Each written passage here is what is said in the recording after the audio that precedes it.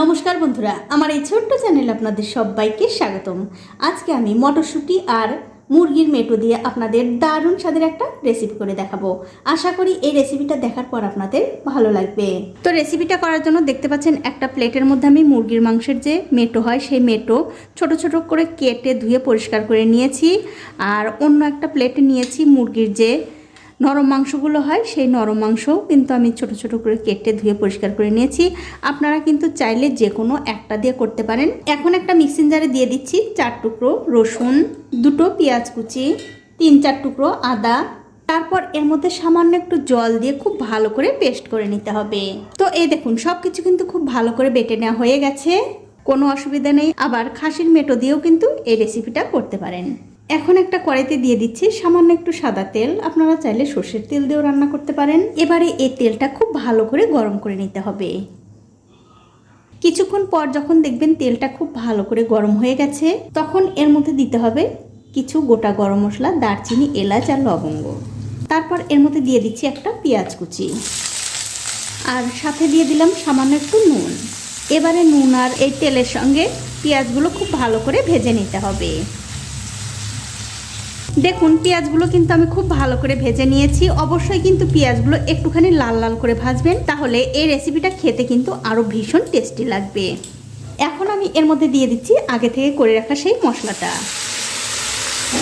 তারপর মশলার বাটিটা ধুয়ে একটুখানি জল দিয়ে দিচ্ছি, যাতে এই মশলাটা কষানোর সময় পুড়ে না যায়। এখন এর মধ্যে দিয়ে দিচ্ছি স্বাদ মতো নুন। নুন কিন্তু বন্ধুরা অবশ্যই বুঝে দেবেন, তার কারণ আগেও একটু নুন দেওয়া আছে। সাথে আমি আরও কিছু গুঁড়ো মশলা দিয়ে দিচ্ছি। এটা কিন্তু বন্ধুরা মাংসের মতো করেই রান্না করতে হবে, কোনো রকম কিন্তু আলাদা কিছু নয়। দিয়ে দিলাম একটু ধনিয়ার গুঁড়ো, 1/2 চামচ লঙ্কার গুঁড়ো, 1/2 চামচ জিরার গুঁড়ো। সবশেষে এর মধ্যে একটুখানি হলুদের গুঁড়ো দিয়ে এই মশলাটা খুব ভালো করে কষিয়ে নিতে হবে। আর আমার এই ছোট্ট চ্যানেলটি যারা সাবস্ক্রাইব করেছেন তাদেরকে অনেক ধন্যবাদ, আর যারা সাবস্ক্রাইব করেননি তাদেরকে সাবস্ক্রাইব করে নেওয়ার অনুরোধ রইল। দেখুন 7-8 মিনিট সময় ধরে এই মশলা কিন্তু আমি খুব ভালো করে কষিয়ে নিয়েছি। আর বন্ধুরা অবশ্যই কিন্তু যেদিন আপনারা এই রান্নাটা করবেন এই মশলাটা খুব ভালো করে কষানোর চেষ্টা করবেন। তার কারণ হচ্ছে মশলা যত ভালো করে কষানো যায় সেটা যেই তরকারি হোক রান্নাটা খেতে কিন্তু বেশ ভালো লাগে। দেখুন মশলাটা কিন্তু আমি খুব ভালো করে কষিয়ে নিয়েছি। এখন আমি এর মধ্যে দিয়ে দিচ্ছি আগে থেকে কেটে রাখা সেই মুরগির মেটো, আর তার সাথে দিয়ে দিচ্ছি ছোট ছোট করে কেটে নেওয়া মুরগির মাংস। এবারে মশলার সঙ্গে সব কিছু মিশিয়ে আরও 4-5 মিনিট সময় ধরে খুব ভালো করে কষিয়ে নিতে হবে।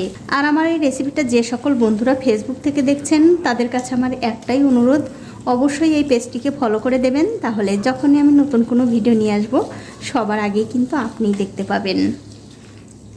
দেখুন গ্যাসের ফ্লেমটা মিডিয়ামে রেখে একটা ঢাকা দিয়ে 5 থেকে 6 মিনিট সময় ধরে মশলার সঙ্গে মেটো কিন্তু আমি খুব ভালো করে কষিয়ে নিয়েছি। দেখতেই পাচ্ছেন মশলা থেকে কিন্তু তেল ছাড়তে শুরু করেছে, তার মানে এই মেটোটা খুব ভালো করে কষানো হয়ে গেছে। এখন আমি এর মধ্যে দিয়ে দিচ্ছি কিছু মটরশুঁটি, তার সাথে দিয়ে দেবো অর্ধেকটা টমেটো। তারপর সব কিছু মিশিয়ে আবারও খুব ভালো করে 3 থেকে 4 মিনিট কষিয়ে নিতে হবে। আর আমার এই রেসিপিটা যে সকল বন্ধুরা ফেসবুক থেকে দেখছেন তাদের কাছে আমার একটাই অনুরোধ, অবশ্যই আমার এই পেজটিকে ফলো করে দেবেন, তাহলে যখনই আমি নতুন কোনো ভিডিও নিয়ে আসব সবার আগে কিন্তু আপনিই দেখতে পাবেন। দেখুন 3-4 মিনিট সময় ধরে সব কিছু কিন্তু আমি আবারও খুব ভালো করে কষিয়ে নিয়েছি। এবারে গ্যাসের ফ্লেমটা বাড়িয়ে দিয়ে এর মধ্যে দিয়ে দেবো একটু গরম জল। তা বন্ধুরা জল কিন্তু খুব একটা বেশি দেওয়া যাবে না, তার কারণ এই রেসিপিটা একটু শুকনো শুকনো খেতেই ভালো লাগে, মানে একটু গা মাখা হলে খেতে বেশি ভালো লাগে। এবারে জলের সঙ্গে সব কিছু আবারও খুব ভালো করে মিশিয়ে দেবো। দেখুন সব কিছু কিন্তু আমি খুব ভালো করে মিশিয়ে দিয়েছি জলের সঙ্গে। তারপর আবার একটা ঢাকা দিয়ে এই মেটো আমি 5 থেকে 7 মিনিট রান্না করে নেব। দেখুন ঠিক 7 মিনিট পর আমি উপর থেকে ঢাকাটা তুলে নিচ্ছি। তুলে নিয়ে এর মধ্যে দিয়ে দেবো সামান্য একটু গরম মশলার গুঁড়ো, আর দিয়ে দেবো একটু ধনেপাতা কুচি। এবারে সব কিছু মিশিয়ে আবারও খুব ভালো করে একটু রান্না করে নিতে হবে। তবে বন্ধুরা 7 মিনিটে যদি দেখেন এই মটরশুঁটিগুলো ভালোভাবে সেদ্ধ হয়নি, তাহলে কিন্তু আরও কিছুক্ষণ রান্না করে নিতে পারেন।